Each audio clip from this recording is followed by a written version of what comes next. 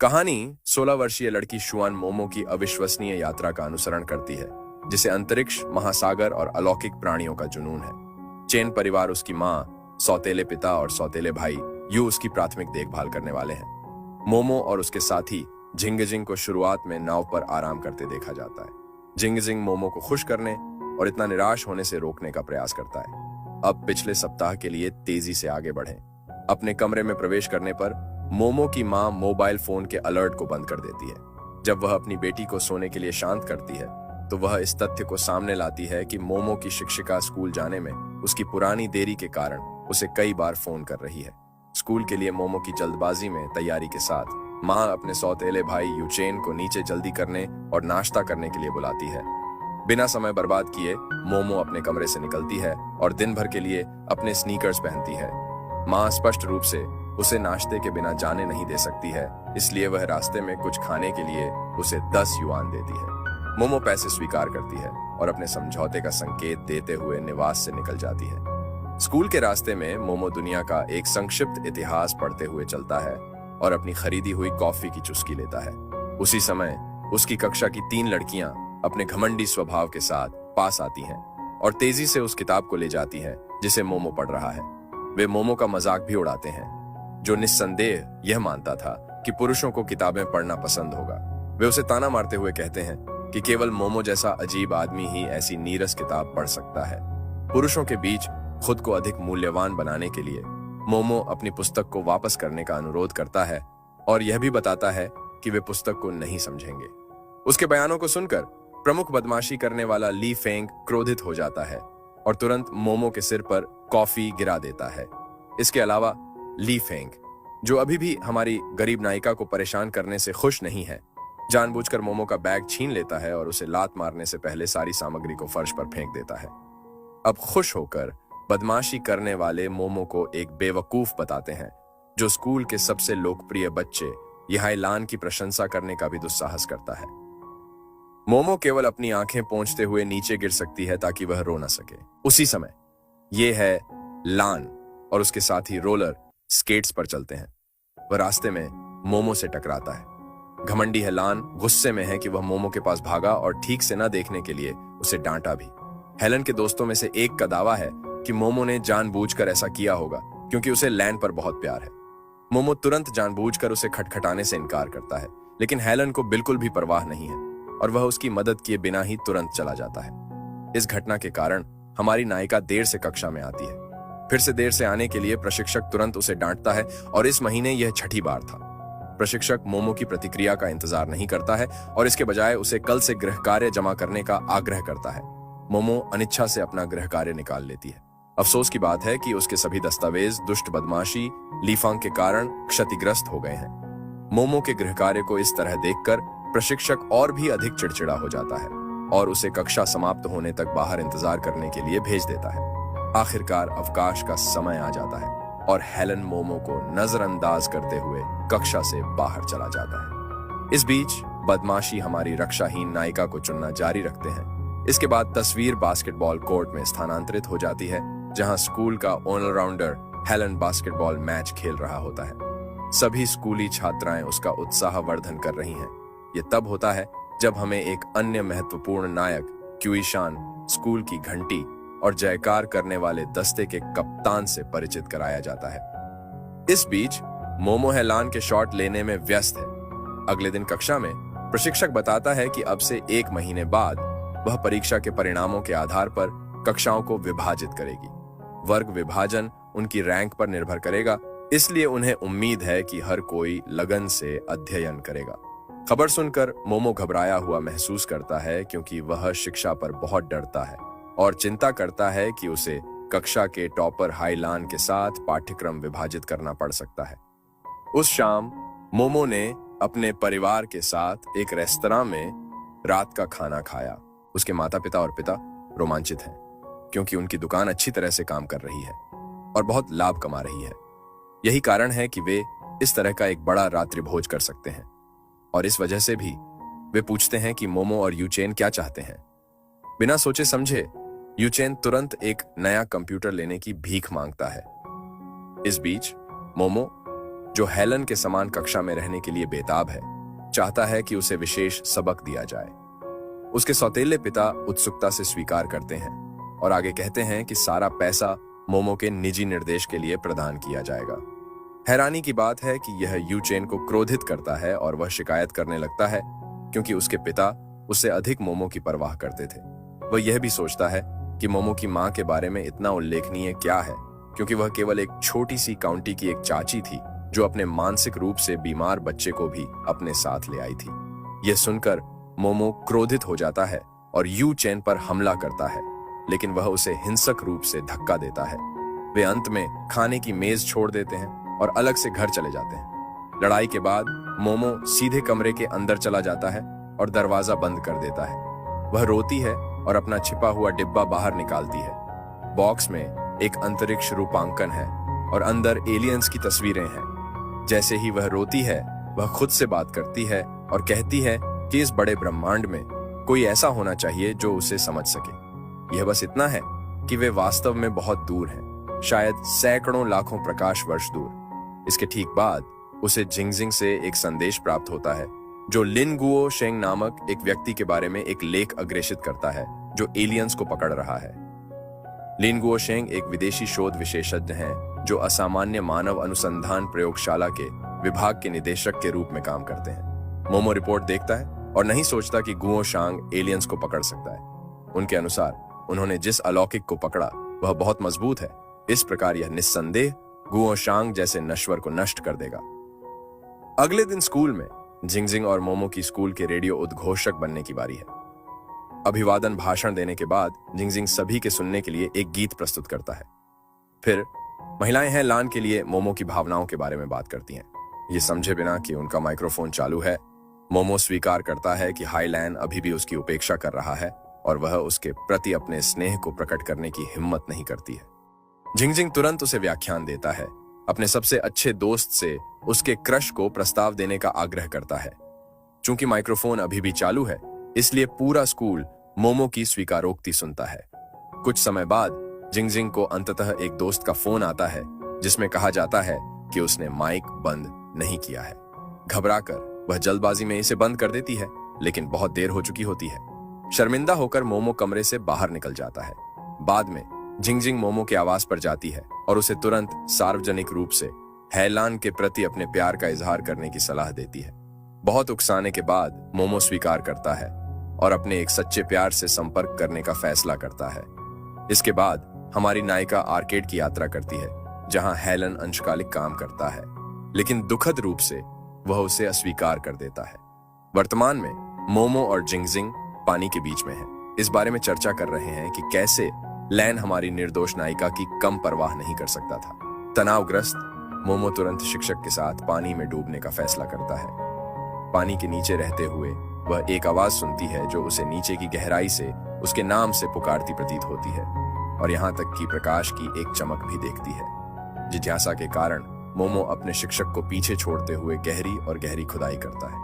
वह पानी के तल के करीब आती है और एक ऐसी वस्तु की खोज करती है जो काफी शानदार ढंग से चमकती है। जब वह चीज को पकड़ती है तो उसका शरीर तुरंत प्रकाश में आ जाता है और कुछ ही समय बाद वह होश खो देती है। थोड़ी देर के लिए गिरने के बाद मोमो ने अपनी आंखें खोली जो अब चमक रही हैं। वह तुरंत तैर जाती है और जिंगजिंग अपने दोस्त के लौटने से काफी खुश होती है। हालांकि हमारा नायक काफी अलग दिखता है। वह पहले की तरह नादान और खुशमिजाज लड़की नहीं है। उसका मस्तिष्क एक कंप्यूटर की तरह है, क्योंकि वह अपने चारों ओर मौजूद सभी सूचनाओं का विश्लेषण करती है। लेकिन उसके शरीर में हाल ही में बदलाव के कारण मोमो एक बार फिर सो जाता है। इस बीच हमें अजीब तकनीक के साथ एक घर में ले जाया जाता है, जहां एक सफेद प्रयोगशाला कोट पहने एक आदमी लिन गुओ शेंग के पास जाता है और उसे आश्वासन देता है कि उनकी पढ़ाई के बारे में पूछताछ जारी है। कहीं और एक बेहोश मोमो को अस्पताल ले जाया जाता है और MRI स्कैन किया जाता है। सोते समय वह अपने अतीत के बारे में सपने देखती है। इसके बाद यह पता चलता है कि स्कॉर्पियस ग्रह से अब्बू डोरी नामक एक अलौकिक कमांडर ने मोमो के शरीर पर नियंत्रण कर लिया है, क्योंकि उसकी घरेलू दुनिया पर दुश्मन का हमला हुआ था। वह पानी के नीचे एक गहरी नींद में फिसल गई, और जैसे ही मोमो ने अब्बू डोरी की आत्मा को समुद्र के नीचे ले जाने वाली चमकीली वस्तु को पकड़ा, विदेशी उसके शरीर में प्रवेश कर गया। इसके बाद मोमो जाग जाता है और तुरंत एमआरआई मशीन से बाहर निकल जाता है। फिर वह डॉक्टर को दूर धकेल देती है और अस्पताल की छत पर चली जाती है। वहां वह किनारे पर खड़ी होती है और सूरज की ऊर्जा का आनंद लेते हुए अपनी बाहें चौड़ी करती है। दुर्भाग्य से यह पृथ्वी पर काम नहीं करता है और वह यह भी पाती है कि उसकी मानसिक शक्ति अब कम हो रही है। इस बिंदु तक चिकित्सक और गार्ड छत पर पहुंच जाते हैं और तेजी से मोमो से किनारे से बाहर आने का आग्रह करते हैं, यह सोचकर कि वह कुछ नाटकीय करने वाली है। मोमो, जिसके पास एक अलौकिक प्राणी है, पृथ्वी के लोगों के आचरण को देखकर आश्चर्यचकित हो जाता है और उन्हें बिल्कुल भी नहीं समझता है। वह छत के किनारे से नीचे चलती है और एक डॉक्टर को एक ट्रैंक्विलाइजर युक्त इंजेक्शन प्रदान करते हुए देखती है। अपनी शक्ति से मोमो इंजेक्शन की सामग्री को देख सकता है, इसलिए वह तुरंत इससे बच जाती है। तभी उसके माता पिता घटनास्थल पर पहुंचते हैं और उन चिकित्सकों और गार्डों को चेतावनी देते हैं जिन्होंने उनकी बेटी को डरा दिया था। ऊर्जा की कमी के कारण मोमो फिर से बेहोश हो जाता है। इस बीच गुओ शेंग ने एक आदमी को अपनी अजीब कुर्सी पर बांध दिया है। उन्होंने एक और अलौकिक को सफलतापूर्वक पकड़ लिया है। अगले दृश्य में मोमो को फिर से पता चलता है और वह वार्ड में बंद रहता है। उसे पता चलता है कि उसके हाथ में एक आईवी है, इसलिए वह तुरंत काफी रोबोटिक तरीके से इसकी सामग्री की जांच करती है। वह अपने माता पिता को सूचित करती है कि इस संक्रमित पानी के पदार्थ में सिर्फ 0.9% नमक और 0.3% पोटेशियम होता है, जो उसके शरीर के लिए उपयोगी नहीं है। उसके माता पिता स्वाभाविक रूप से उसके बारे में चिंतित हैं, क्योंकि पहले खुशमिजाज और उत्साही मोमो एक अजीब आवाज के साथ एक बहुत ही शांत व्यक्ति में बदल गया है।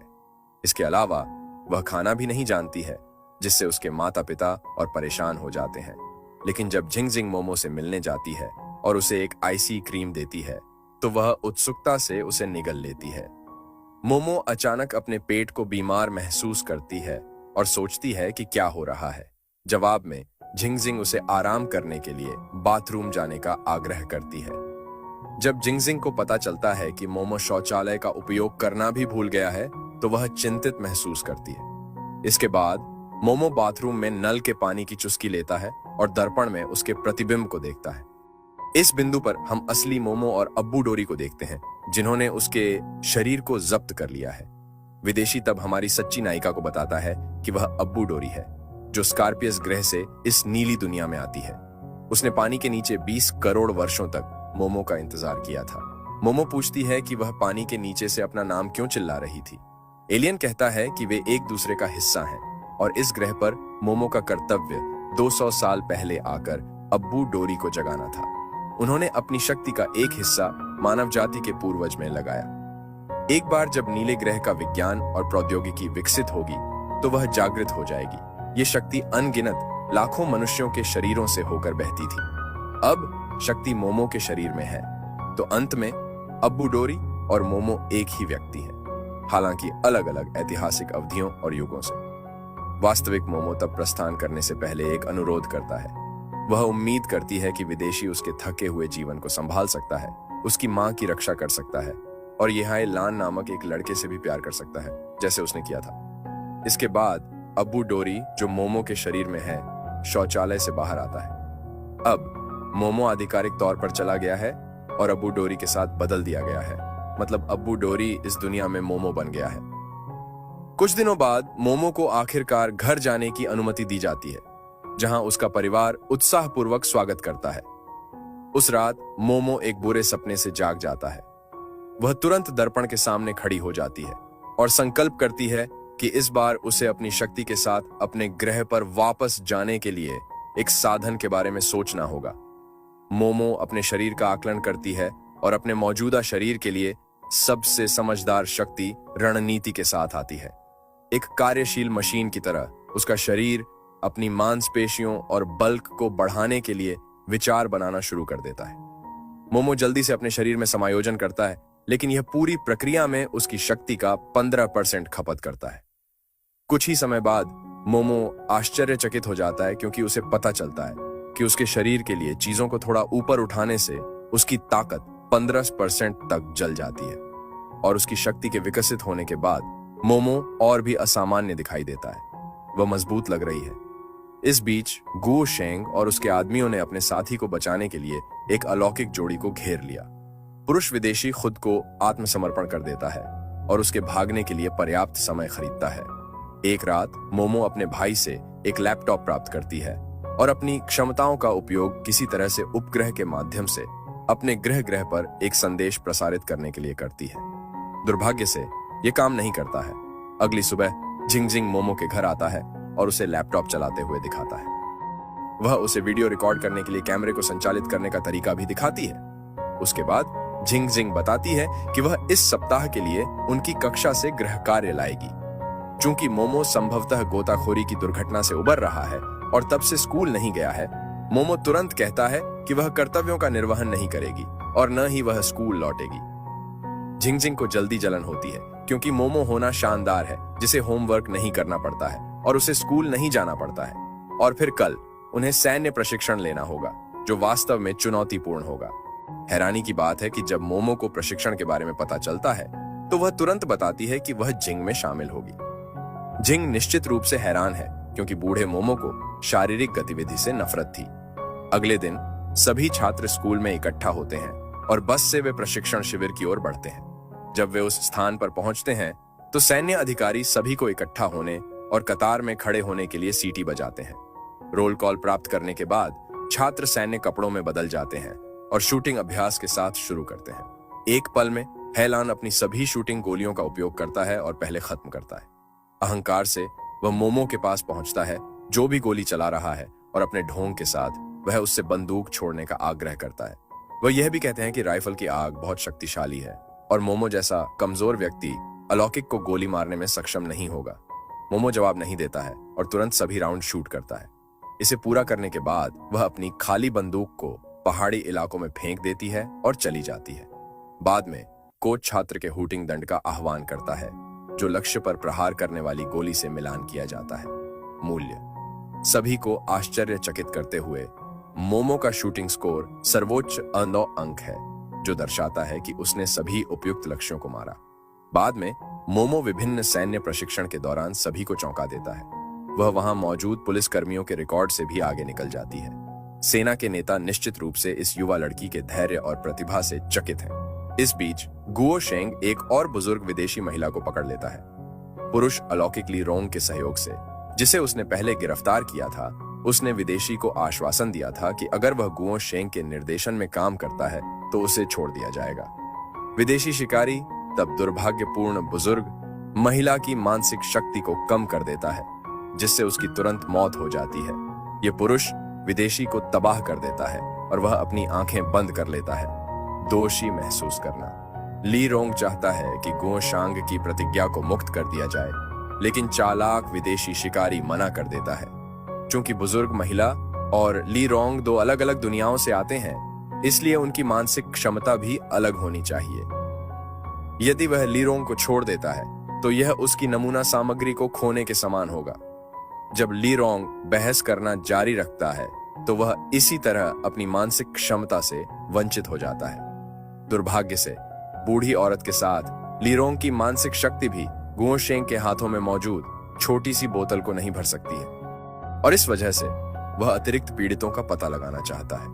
बाद में गुओ शेंग को जांच करता है और मोमो के बारे में पता लगाता है, इसलिए वह अपने वाहन की सर्विसिंग करने का दावा करके सैन्य शिविर में उसका पीछा करता है। जब मोमो उसके पास जाता है तो वह जानबूझकर अपने वाहन को सहारा देने वाली ईंटों को गिरा देता है और ऑटोमोबाइल उस पर गिर जाती है।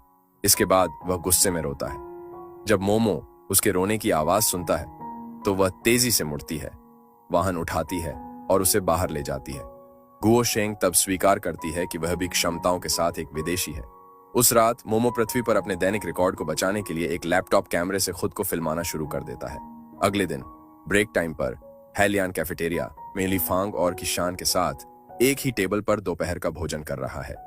अपनी मेज से वे आसानी से दूसरों को मोमो के वर्तमान कौशल के बारे में चर्चा करते हुए सुन सकते हैं। ली फेंग स्पष्ट रूप से इसे पसंद नहीं करता है और गुस्से में घोषणा करता है कि मोमो केवल एक ऐसा व्यक्ति है जो लोकप्रियता हासिल करना पसंद करता है और उसे याद है कि उसे हाल ही में है लान द्वारा अस्वीकार कर दिया गया था। वह आगे कहती है कि मोमो जैसी लड़की जो बहुत अधिक मर्दाना व्यवहार करती है, उसकी पुरुषों द्वारा सराहना और तलाश भी नहीं की जाएगी। बेइज्जती से ली फेंग अपनी पकौड़ी भी मोमो की ओर फेंक देती है और उससे उसे लेने और खाने का आग्रह करती है। मोमो हमलावर को नजरअंदाज करके धैर्य रखने की कोशिश करता है, फिर भी वह स्पष्ट रूप से बेहद गुस्से में है। जब ली फेंग चिल्लाती रहती है तो हमारी नायिका आखिरकार फूट पड़ती है और ली फेंग पर चिल्लाती है, उसे बताती है कि किसी को भी उससे इस तरह बात करने की हिम्मत नहीं करनी चाहिए। बदले में बदमाशी पलट जाती है, मोमो को याद करते हुए कि वह अपने मोमो से कितनी डरती थी। अगर ली फेंग मौजूद होती तो वह सबसे छोटी आवाज करने की हिम्मत भी नहीं करती। जब संघर्ष एक उबलते बिंदु पर पहुंच जाता है तो क्यूई शान और हाई लैन अंततः हस्तक्षेप करते हैं और ली फेंग से आग्रह करते हैं कि वे अब से मोमो के साथ ऐसा व्यवहार करना बंद कर दें। लेकिन खलनायक ली फेंग मोमो पर उसके खाने की ट्रे का उपयोग करके पीछे से हमला करने की कोशिश करता है। हालांकि उसकी तेज प्रतिक्रियाओं के कारण हमारी नायिका ली फेंग को नीचे गिरा देती है और यहां तक कि ली फेंग द्वारा पहले फेंके गए डंपलिंग को भी अपने मुंह में इतनी मजबूती से डाल देती है कि बदमाशी फर्श पर गिर जाती है। शर्मिंदा ली फेंग सार्वजनिक रूप से अपमानित होने पर गुस्से में रोती है।